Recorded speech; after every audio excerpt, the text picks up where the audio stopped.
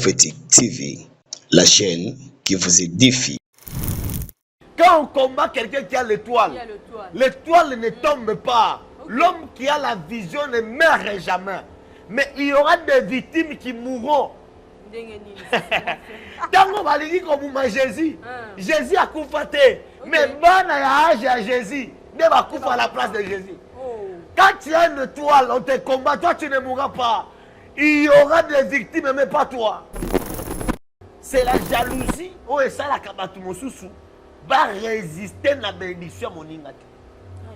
Ok, Dieu ne peut pas bénir tout le monde au même instant. Amen. Il y a un temps pour toutes choses. Comme Prophétique TV. C'est le temps de Prophétique TV.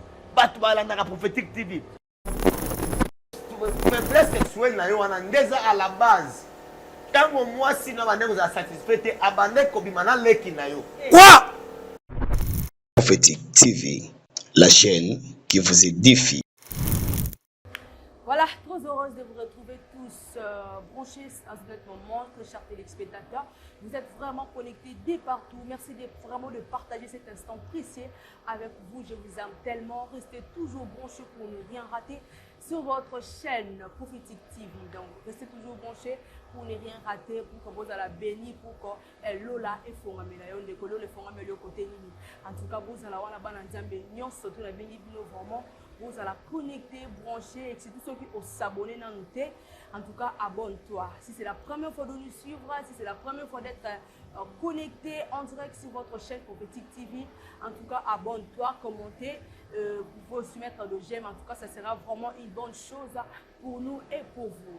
Merci à toute mon équipe technique. Là, je vois Jacques Pongo qui est derrière la caméra et pourquoi pas aussi à Becker B13 pour la réalisation. Merci à vous parce que vous ne cessez jamais de nous accompagner. Donc, ça a vraiment force. Il y a Prophétique TV pour que mata toujours dans le Nzambe.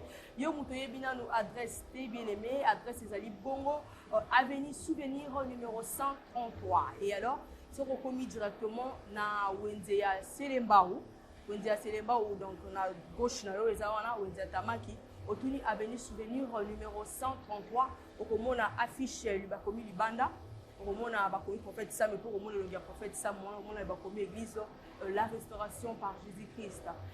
Donc je suis là on a comment mobile beaucoup dans la prophète et puis bako consulter yo kaka ndenge za parce que ces derniers temps nous avons vraiment la moment de consultation prophète a vraiment la consultation makasi alors dans les yango moment yango pour la profiter. Merci à tout le monde, c'est toujours à votre Clarina qui est la présentation de cette émission. Je ne suis pas seule dans ce beau plateau.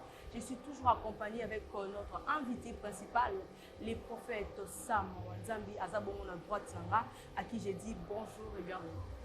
Bonsoir maman. Bonne santé prophète. Nzambazo batela.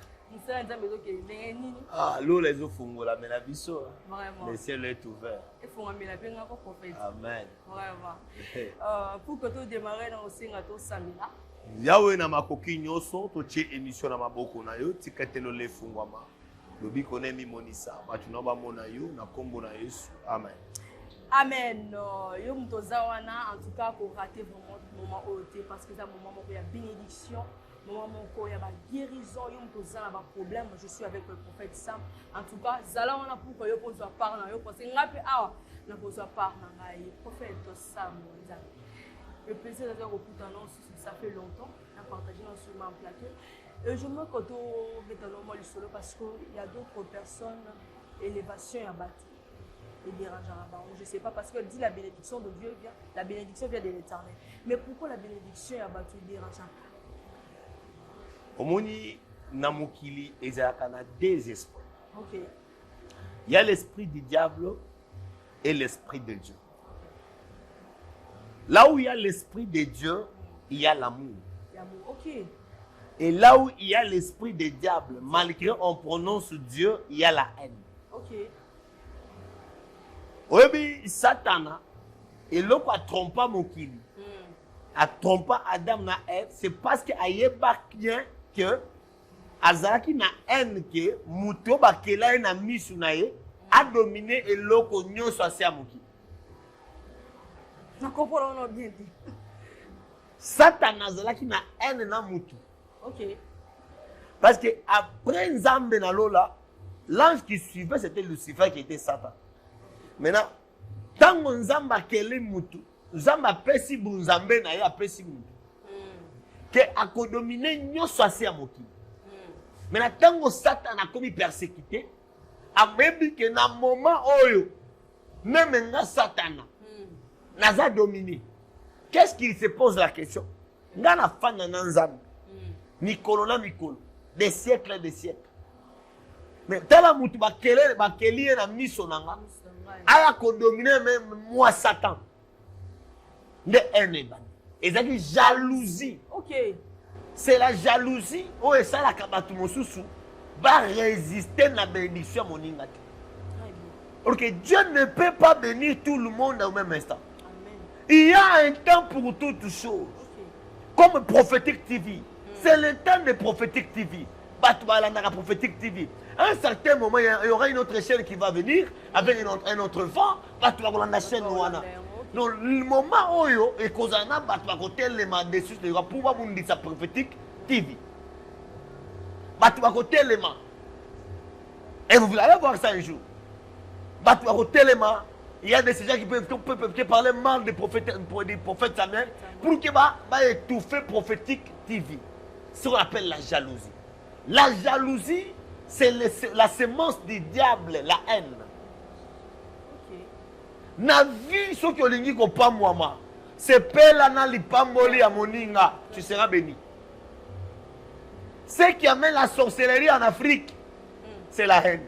Mais non, je ne sais pas qu'est-ce qui attire vraiment la jalousie parce qu'au moment où nous allons monter, bon, peut-être à Zouaka par exemple, à partager à Ranayo. Bien, un problème. Il y a ce qu'on appelle, en dehors de la jalousie, il y a ce qu'on appelle l'envie. Ok. Nazala loko la ye. Asomba mutuka. Ngape na soma mutuka. Ok. Azwaki ndako. Ngape na zwandako. Est-ce que tu veux faire ça? Tu as les entrées comme celui qui a des entrées. Très bien. Mais comme il te trouve, il n'y a pas l'envie. Maintenant, mutuka ni quand c'est là mabe. Demandez mutuka dire ah bon on a ça qui sinon, c'est jalousie complexe voilà.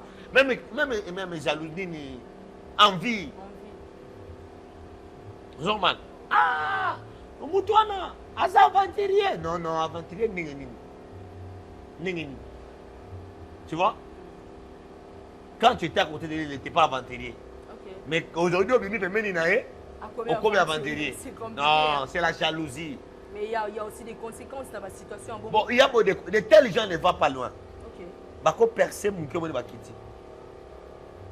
Babundi saka mutu te na étoile. La bénédiction c'est une étoile bien-aimée. Mutu na étoile ata bobundi c'est na Kinshasa. Akokende na Matadi. Akosala kombo na ye. Akokende Brazza batu bakolinga ye na au contraire na oyo bino molaka. C'est biblique. Joseph bandekole babundisi ye, bandekole propre. Babundisi ye. Mais tango abimi esika wana, akei na mboka mosusu, akomi premier ministre. Babundisaka muto étoile te. Soki obundisi muto étoile, ozomatisa ye. Ok. Bongo. C'est la raison pour laquelle, tant aux autres combat spirituel, ne soyez pas fragile. C'est pas la cas. On a la raison na olo balelo. Bakolo banga mabe. Oh. C'est là ici non. Ah bon? Il y a des temps où on va se préparer. Oh, je vous dis très bien. OK. Né en nga bato ba betelanga maboko te. Nga nzamba ye banga, c'est fini. On est là banga bato. Et aux amgolo ko eza ba montage. Oh, eza boye. Eza boye. Asalaka boye. Asalaka. Il y a de ces gens là ba kwati na vie privée na nga. Oh. Etala, asalaka boye, nanda kona asalaka boye. Tout ça, c'est parce qu'ils ont vu une étoile éclairée. Amen. Une étoile éclairée. Imaginez, Hérode a il y a un roi qui vient de naître. Bébé Aouti Kozala, Akolaka, Azalaka roi, Lokola, Yezal Elote. Mais Hérode a vu Mokano. Il y a Kotinda Bat, Babouma Jésus. Et écoutez, et quand on combat quelqu'un qui a l'étoile, l'étoile ne tombe pas. Mais il y aura des victimes qui mourront. Oh, comment ça? Oh, c'est fort, hein? Je te dis, quand on combat quelqu'un qui a l'étoile, l'étoile ne tombe pas. L'homme qui a la vision ne meurt jamais. Mais il y aura des victimes qui mourront. Tant qu'on va dire comme Jésus, Jésus a coupé. Mais bon âge à Jésus, ne va couper à la place de Jésus. Quand tu as une étoile, on te combat, toi tu ne mourras pas. Il y aura des victimes, mais pas toi. C'est fort, hein? C'est ça. Que ça va vous bénir, ma Clarina. Amen, prophète. Mais prophète, aux autres côtés, déjà, parce que dans un moment, c'est déjà un moment prophétique. On doit consulter tout ça là. Je me reconnais na bêta du solo parce que j'étais à la maison. Parce que même si c'est un peu prophétique. La monarchie, maman en pleine kit pour déclarer, genre maman front, tout ça là. Je ne sais pas qu'est-ce qui se passe réellement. Non, non, c'était l'histoire de notre jeune frère, Nathan Mwamba, qui était notre journaliste à la radio, à la télé. Comme j'ai toujours, moi je n'ai pas de mauvais cœur avec les gens. Moi, Samuel, Dieu m'a créé un homme à cœur ouvert. C'est ça. Je reçois tout le monde. Et j'aime être simple à tout le monde. Je parle avec tout le monde. Je ne suis pas un pasteur orgueilleux. Alors j'ai reçu mon frère. C'est un frère dans le Seigneur. Je lui ai reçu. Je le fais comme un proche à moi, tu vois. Un ami. Même s'il ne pourrait pas être un ami. Mais je lui ai fait un ami. On marchait ensemble. Il venait chez moi. Il mangeait. Tu vois. Je n'ai pas mis de limite. Mais comme il était là, son numéro était à côté. Même dans mes anciennes émissions, son numéro est à côté, à droite. Mes numéros, oui, à gauche, voilà. Son numéro est à gauche. Quand tu regardes l'écran, son numéro est à gauche. À chaque fois, les gens commençaient à me chercher. Parfois, ils peuvent me chercher comme je suis en pleine émission. Il y a la sœur Elodie qui me cherche. Je ne décroche pas. Peut-être je suis stressé. Peut-être je suis fatigué. Peut-être je suis animé, j'ai aussi des problèmes, tu vois. Des problèmes aussi. Maintenant, Bako Lukanga, Bazangi, Baluki longtemps. Non, papa, tu as un problème, tu ne pas prophète. Première fois à Saliango, deuxième fois, il dit non. Quand tu le reçois, tu lui dis qu'il vient chez moi, je consulte les gens. Maintenant, spirituellement, j'ai commencé à recevoir des persécutions. Une maman qui m'a appelé.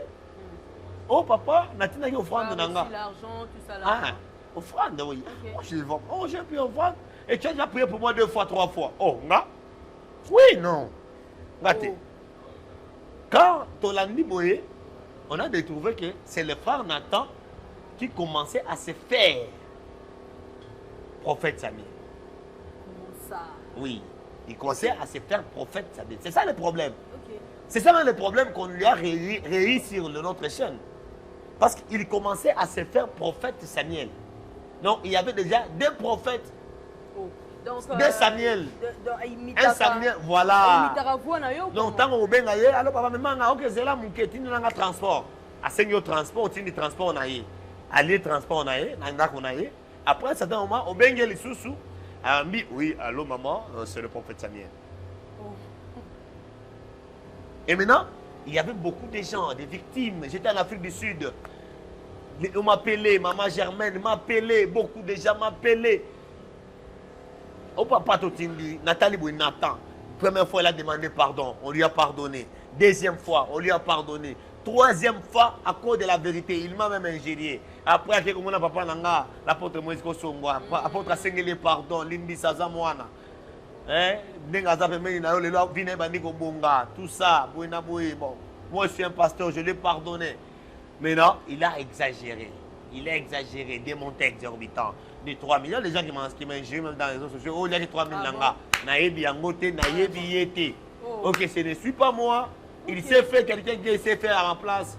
Alors, Naïbi, comment on a évolué? Je lui ai arrêté. Et je lui ai dit, Mbongo Siolier et Koki ne touche pas. Quand quelqu'un m'appelle, donne-moi lui mon numéro qu'il m'appelle. Mais il y a déjà un numéro qui est affiché. Non, tu vois, il peut m'appeler, il ne me retrouve pas. Il cherche les journalistes, c'est normal. C'est que le problème, mais ça peut pas faire simple. Peut-être qu'ils ont dit Yamba Touté. Non, non, Nayamba Kaba. On est en pleine émission, tu vois les appels. Nakate émission Nayamba. Non. Et puis des Menarati. Et puis, dans la conception, il y a de ces gens-là que j'ai découvert. Tant qu'on va dans la région, on va dire qu'on doit passe. Non, qu'on insiste qu'on appelle. Si on a mon appel, la moukate on a 3 appels, la moukate on a posé un message, rappelle-moi. Ou bien on a béni et tout ça. Tu vois ici. Hein? Maman, on a en pleine mission. Tu vois. Mais Nathan, par exemple, les brades. A béni, par exemple, Nathan. Maintenant, lui, c'est fait moi. Et la dernière fois, il a pris l'argent de maman. Et la maman m'a appelé. On a commencé. Il m'a injurié, moi, malfaiteur. Oh. Oui, les frères m'ont injurié, moi. Grave. Je suis malfaiteur. Je me demandais pourquoi. Parce que tu as pris l'argent de maman. En quoi? Parce que je t'ai rapproché. Alors, quand j'ai démenti, il faut que je démentis ça. Que les gens sachent que. Avec son ami sauté, qu'on te pose la caméra pour hémorragie parce que il faut hémorragie, on a un kata. Maman, on a dimanche, on a image, elle est venue réclamer son $300 en plein kill, soit disant qu'il a envoyé chez moi. Et quand j'ai entré, la maman commençait à m'injurer dans son cœur. Il commençait à m'injurer dans son cœur. Il m'injurait dans son cœur. T'as le prophète Tango. Ami mon sérieux. Mais escroc. Le prophète à Kinshasa. Il a dit ça. Écoutez ça. Voilà, je sais. Et puis après ça, quand je dis non, quand j'ai démenti, j'ai dénoncé ça sur la chaîne, la maman m'a demandé pardon quand elle a trouvé que les numéros qu'il a parlé, c'était pas moi. Il a demandé pardon. Vraiment. Tu vois, c'était ma crédibilité ça aussi. Qui était salie par un frère qui a narqué les gens. On parle la vérité, pour les il faut que nous le disions, non? Et je pense que ce que je fais, ça va créer beaucoup de choses. C'est ça aussi. Moi, je suis là. Je suis un nouveau venu à Kinshasa. Je suis là, j'attends. Dieu te fera grâce. En tout cas, de partout. Vous avez vu comment le prophète Sam il a expliqué la situation, comment ça se passe. En tout cas, arrêtez d'abord avec vos commentaires, vos problèmes, appels, tout ça là. Il a déjà expliqué. Donc, et puis, il n'a pas, je pense que le prophète Sam n'a pas de problème. Non, moi j'ai démenti. Moi j'ai démenti seulement qu'il arrête ça. Il est journaliste, il reste journaliste. Non. Très bien. Qu'il fait son boulot de journaliste. Il n'est pas prophète, il n'est pas serviteur de Dieu. Ah oui. C'est la vérité, on ne peut pas cacher la vérité. Vraiment. Malgré ça fait mal, mais c'est la vérité. Il est journaliste. Dieu va lui bénir dans le journalisme. Très bien. C'est son boulot. Et puis quand tu te fais serviteur, tu es déjà maudit par Dieu parce que Dieu ne te connaît pas. Dieu maudit, tu te maudis toi-même. La Bible dit qu'il soit maudit à celui qui dit ainsi de l'Éternel et Dieu n'a pas dit. Il est maudit, tu manques pour Dieu. Et tu vois, hein, la cupidité amène la malédiction, amène la mort. La cupidité a fait à Judas de trahir Jésus. La cupidité a fait à Judas de mourir. La cupidité. La cupidité a fait que Ananias et Saphira sont morts. La cupidité.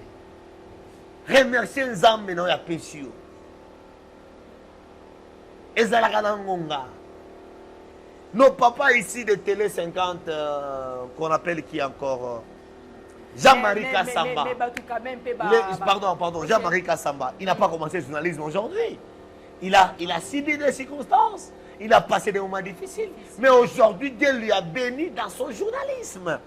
Donc chacun, comme Dieu t'a donné les dons du journalisme, les dons du prophétie, les dons du mécanique, les dons que Dieu t'a donné, c'est ça ta bénédiction. Chaque personne a la don, alors il faut exercer. Il faut exercer ton don avec professionnalisme. Mais quand tu commences à mélanger les choses, au fur et à mesure, tu vas redécouvrir. Tu seras moins sérieux. Donc tout ça, derrière tout ça. Je n'ai pas de problème. Je n'ai pas de problème. Non, moi j'ai arrêté. Ou bien il y a une date. Parce que c'est moi-même qui payais la maison pour elle. C'est moi-même qui faisais tout. Alors, je serais donné quand même. On tient compte du temps, dans un moment de consultation. Ouais. Il y a des gens qui sont là, bah, on a besoin pour consulter, bah, on va mettre en pleine émission. Je ne sais pas si on a permission, parce que toujours la permission. Sur le lobby, tété, sur le lobby, oui. Je ne sais pas si on peut le recevoir. On peut les recevoir, c'est bon. Voilà, Jacques Pongo, je me retrouve recevoir Batoubaye pour se faire consulter. Et pas prophète ça, mais puis on va se retrouver tout juste après. De retour sur ce plateau, les abonnés de Prophétique TV, je suis toujours avec le prophète Sam Wanzambi. Prophète Sam Wanzambi, pour clôturer, je sais que Batoubaye est déjà bon avec la situation, je ne sais pas. Solution à Batouana et Zani, parce que moi, je dis que... Non, solution à Moko, Batouana, Babouka, je suis là. Moi, je ne sers pas Dieu à cause de l'argent. Premièrement, à servir Dieu, c'est mon esclavagisme. Je me suis consacré à servir Dieu. Avant que les gens me donnent l'argent, j'ai commencé à servir Dieu. J'ai commencé à servir Dieu sans babouche, sans la gomme, à pied nu. J'ai prêché l'évangile. Donc, pour moi, servir Dieu, c'est une passion. Vous comprenez un peu ça? Tout le monde qui s'est retrouvé dans cette merde, il peut m'appeler sur le plus 243 81 26 20 680.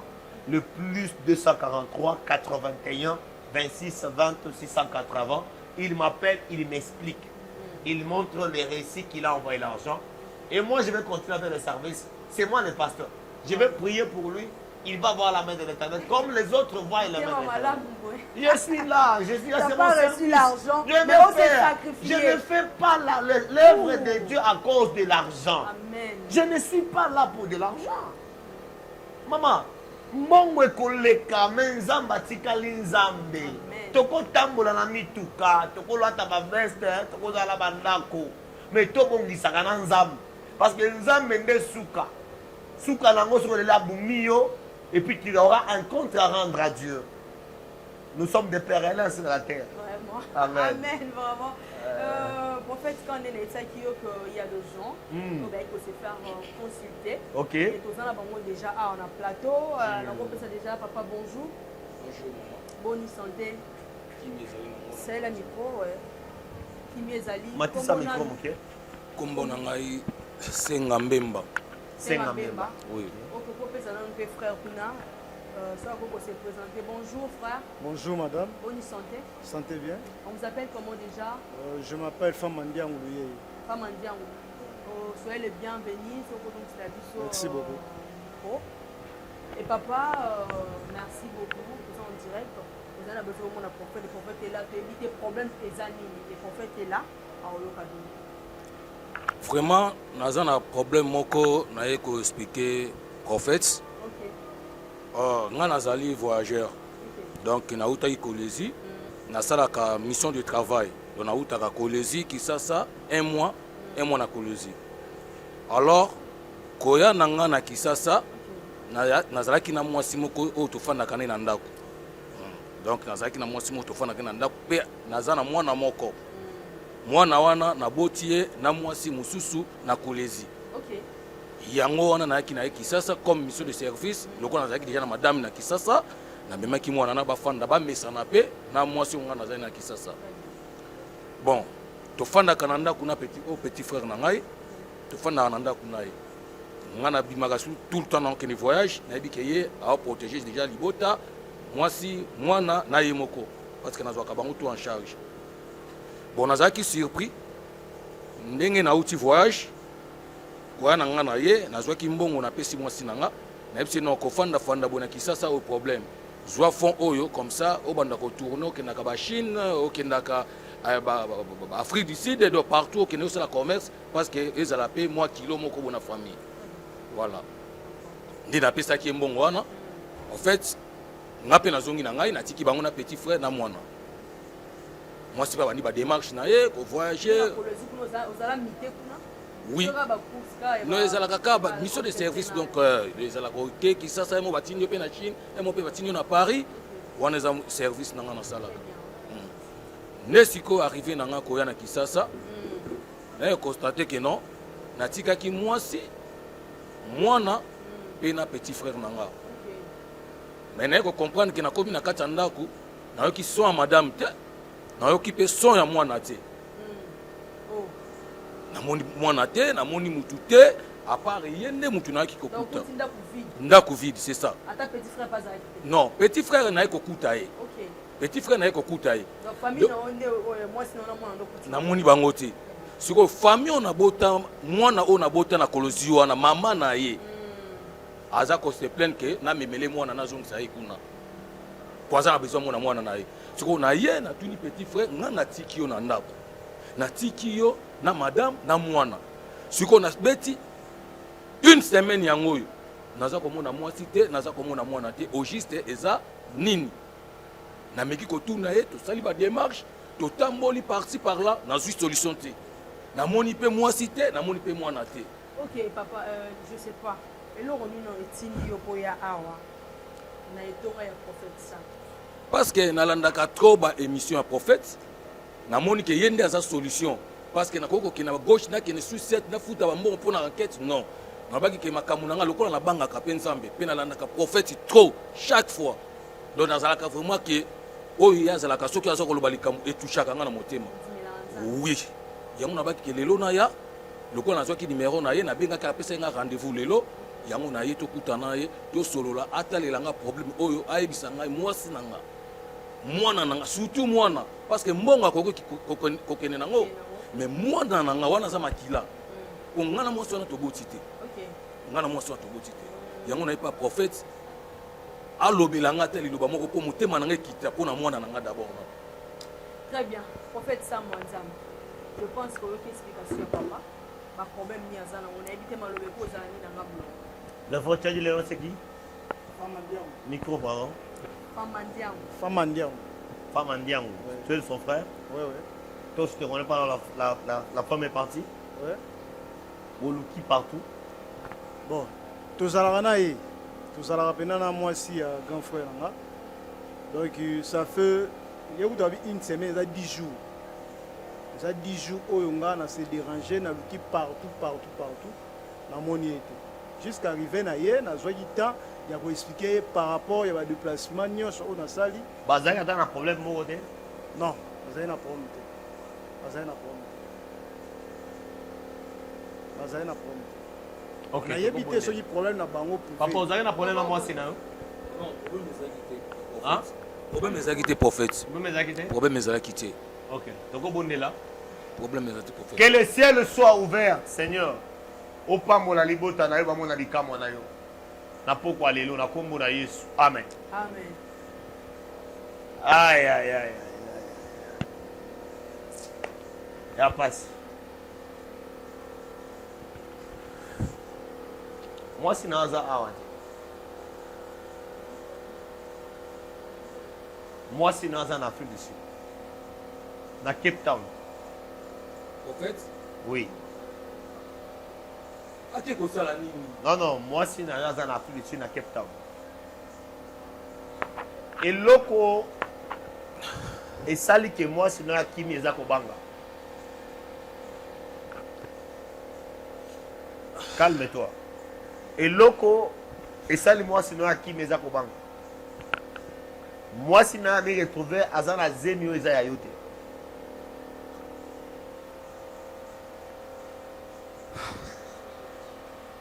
Ami retrouvé azana zemio ya yote. Yango abande ko luka moyen abima. Parce que ayebi ba etana yo. Prophète. Mais ce que je dis, je ne mens pas.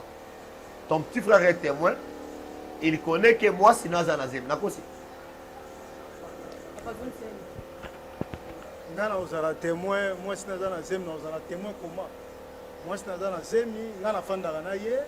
Ba déplacement na sala ka, ba mouvement sala na la oyeba te na ozala témoin comment que azana. Maintenant le micro ba yo ka bien.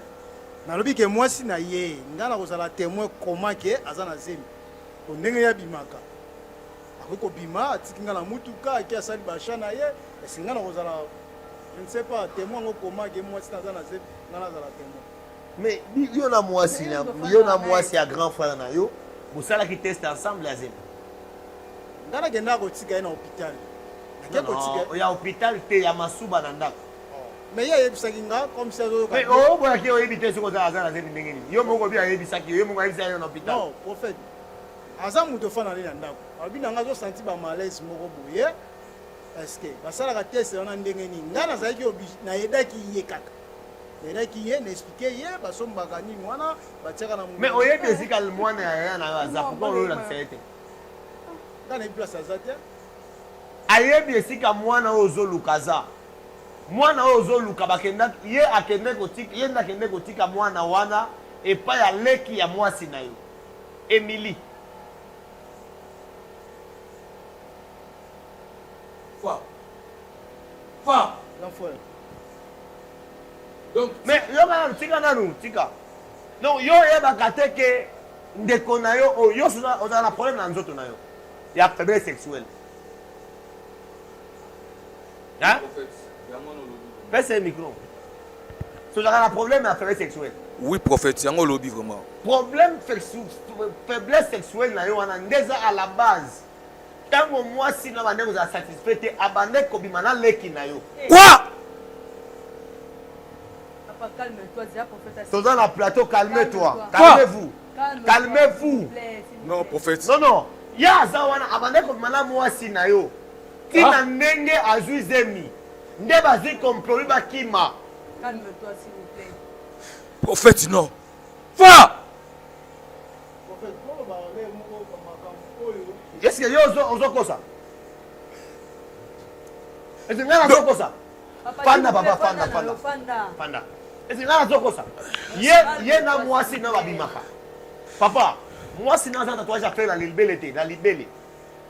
Oui, prophète, c'est ça bongo. Yé wana ba opéra était hernie. Oui, prophète, c'est ça bongo. Nabimi sambongo, prophète. Na yebi yango ndenge ni. Yé abimaka na moi si na yo. Kokima ya moi si na ona ndako za complot na bango. Mbongo na yo soki ne nango ba kende za la vie en Afrique du Sud. Ah. Prophète. Oh. Calme-toi za mobali. Ndenge bozobima ah bokende pa Emily. Bokende pa Emily na ma campagne. Mwana raza wana. Azakuna ba bloka ye kuna bimaka te pour que ye abima ba ekozong c'est là au mwana. Ah! Mais soit bon et soit la vérité pas ndeko na yo. O sali erreur lo ba vérité. Fa. Fa. Papa, si vous plaît, non, maman, non. Je suis émotionné, maman. Donc, tension m'a dit pour... Calme-toi, la vérité. Solo la vérité, pas de qu'on a un thème à mobile, il n'y a pas de vérité. Et ça, il y a un salaki. Nazo ça. Nazo ça. Nazo ça. Si tu as à dire, au gros loba, papa.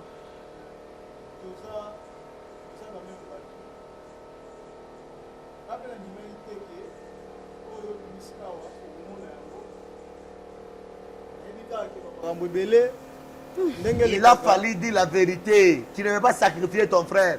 Ozamwana mabe. Okenda poto babengana na poto famille beko ya mbayo ya yambio awa. Apesio nyoso table ko salier. Oza gera bagaso ndenge nini ba oyo. Bolinga ko nyokola baninga ndeko na propre oyo. Atikeli yo mwasi na ye. Yo lali na mwasi na ye. O sente mwasi na ye. C'est ça la sens. Prophète, ezala qui consentement. Commis justifier le pardon c'est la meilleure des choses. Amen. Ne loko ezomu mabato sali erreur na vie kita na cesse na pardon.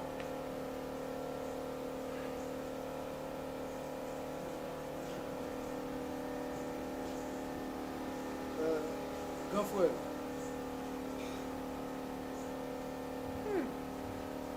Oh, vérité cachée. Moi Nazali, les prophètes Alobi, ils solo, ils n'ont pas tenté Gili, moi Nazali. Mais Madame Lissinde Asa Awaki, effectivement, elle est en Afrique d'ici. Mais pourquoi on est ici à Kamounion Sode? Bon, on a 10 jours. On s'est là, voyage et coca, on a en Afrique d'ici. Azok en Afrique d'ici samedi, non? samedi wana azolanda nde mwasi na basi bazwi ndako tu mwasi aya na yo okosunga na ye wapi basi basili na Kinshasa basi ebele na Kinshasa Nzambe apambola bino papa kitisa motema ekomelaka bato nyonso na vie bolamu esalaka makambo ebele mais on ne combat pas celui qui a l'étoile Nzambe akoreconforte yo mwasi wana atake na mbongo eza eloko te mais c'est toi qui es l'argent ce n'est pas l'argent qui est toi yo nde mbongo eza yo te yo nde olukaka mbongo yo nde ozwaka mbongo mais mbongo ekozwa yo te zala fort ndenge mwana aza récupérer mwana olobi nini basala yango ndenge nini par exemple mouvement boya kokolaka yo akipaka yo je vous ai dit c'est l'envie ozwa envie mwasi ya ndeko na yo ozwa envie mwasi ya moninga na yo il y a beaucoup de femmes soki omoni aza ya pembe luka ya mosusu ya pembe kaka ye les femmes sont l'unique baza moko ndenge ya pembe azalaka ndenge ya mwindi azalaka bazalaka différente c'est ça que le Seigneur vous bénisse zala mtema kokita na kobondela pona yo Nzamba kosunga yo récupérer mwana na yo koyebisa mwasi na leko moko te. Mon numéro est le plus 243 81 26 20 680. C'est ça mon numéro de téléphone. Chaque jeudi, nous avons la consultation prophétique à culte à prière de 8h à 18h et chaque dimanche de 8h à 14h. Si tous ces jeudis, partout où vous me suivez, boya ebele, botina bandeko na bino ebele, nzamba la pambola bino. Shalom. Prier avant Nzamba lola na pamboli libota na yo, tika telo le fungola mena bango na kombo na Yesu. Amen. Merci journaliste. Voilà, merci beaucoup prophète Sam. Merci à tous nos abonnés en tout cas pour rater le moment où tu as ma consultation parce que il y a des choses cachées. Donc vous allez avoir vraiment ébélé pour que vous allez connecter. On a que vous bénédiction à bien zangaté. Ma femme vous a dit à batama et bien la coller les bandeko. En tout cas moment où yangoyo, il y a que profiter. Aux alandaku, aux awapi, aux alamboka libanda, aux lundi prophète en direct. Les numéros est là. En tout cas au bengi pour que vous allez consulter et que ça la vraiment bien.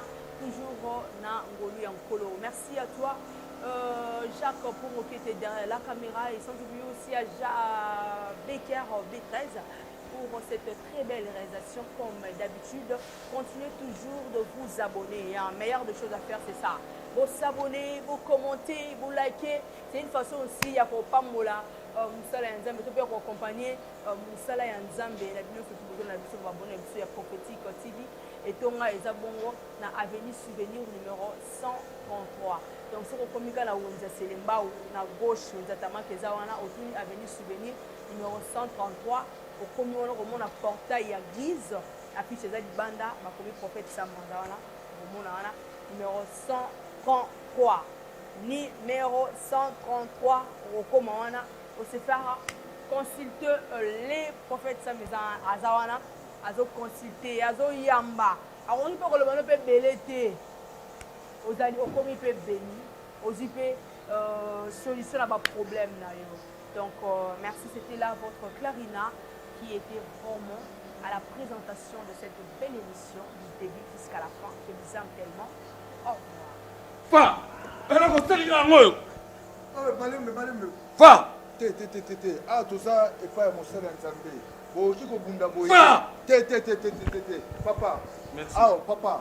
Awa. Papa, s'il vous plaît, hein, parce que Awa, oui, mon amour, non, laisse-moi. Non. Prophétique TV, la chaîne qui vous édifie.